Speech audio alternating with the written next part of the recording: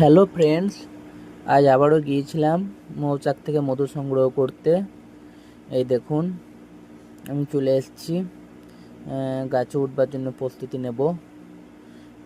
উঠে পড়েছি। এই চললাম। ওই যে মৌচাক দেখতে পাচ্ছেন, মশাল জ্বলছে আমার, ধোঁয়া উঠতে লেগেছে। বালতিটা আর এক হাতে নিতে হবে। এই চললাম আস্তে আস্তে। গাছটি খুবই মোটা আর খুব পিচ্ছিল, যার কারণে আমি সহজে উঠতে পারছিলাম না। তবুও চেষ্টা করে অনেক আস্তে আস্তে এগিয়ে গেলাম, এক হাতে কাটারি, মশাল আর বালতি নিয়ে মৌচাকের কাছে। এই ধোঁয়া দিচ্ছি। এই যে সাইডে ধোঁয়াটা আমার ভাইয়ের কাছে আছে, উনি আমাকে হেল্প করার জন্য গিয়েছিলেন।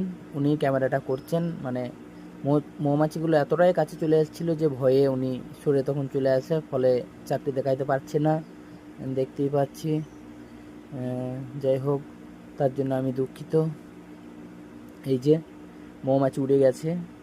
যেভাবে মৌমাছিগুলো বসেছিল প্রথমেই দেখতে পেলেন, মৌমাছিগুলো সবই উড়ে গেছে। এবার আমি ওই যে মধুটা সামনে আছে, এই যে মধুটা একদম আমার বালতির নিচে সাদা হয়ে যেটা দেখতে পাচ্ছেন, মোম, ওটা হচ্ছে মোম। ওর মধ্যেই মধুটি অবস্থিত থাকে। আর বাকি যে চারটা দেখতে পাচ্ছেন, এটা লার্ভা। আর এই যে কেটে আমি ফেলে দিচ্ছি গাইস, এটা কিন্তু পড়ে যায় নাই, আমি নিজে থেকে কেটে ফেলে দিলাম। ওটার মধ্যে থাকে মল, আরও নোংরা অন্যান্য কিছু, ওগুলো মৌমাছি। যে ওটা ওয়েস্টেজ, ওটার কোনো কাজে লাগে না। তাই আমি ওই যে মধু যেটা আছে সলিড, ওটাকে আস্তে আস্তে আমি বালতিতে ভরে নিচ্ছি কেটে। তো এক্ষেত্রে চাক অনেক বড়, মধু ছিল অনেক, আনুমানিক 10 থেকে 12 কিলো। তো আমার বালতি ছোট হয়ে গেছে, তাই বালতিতে সব মধুটা আমি রাখতে পারছি না। দুটো টুকরো কাটার পরেই তখন আমি বুঝতে পারলাম যে টোটালটা বালতির মধ্যে আমি রাখতে পারবো না মনে হচ্ছে।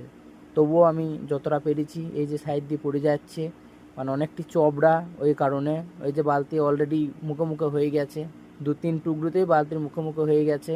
এবার কেটে ওগুলোকে ভরতে দাবিয়ে রাখতে আমার খুব কষ্ট হচ্ছে, এবং 2-1 টুকরো পড়েও গিয়েছে। কি করব আমি প্রথমে বুঝতে পারিনি। গাছটি অনেক উঁচু, হয়ে যে একটি পড়ে গেল, এর আগেই দেখতে পেলেন ভিডিওতে একটি পড়ে গেল।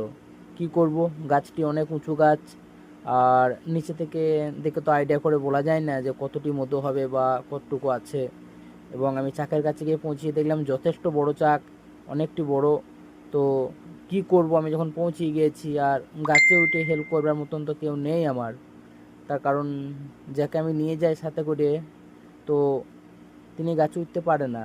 তিনি তবু যথেষ্ট হেল্প করে, গাছে না উঠতে পারলেও আমার বালতি, আমার মশাল, আমার কাটারি সব তুলে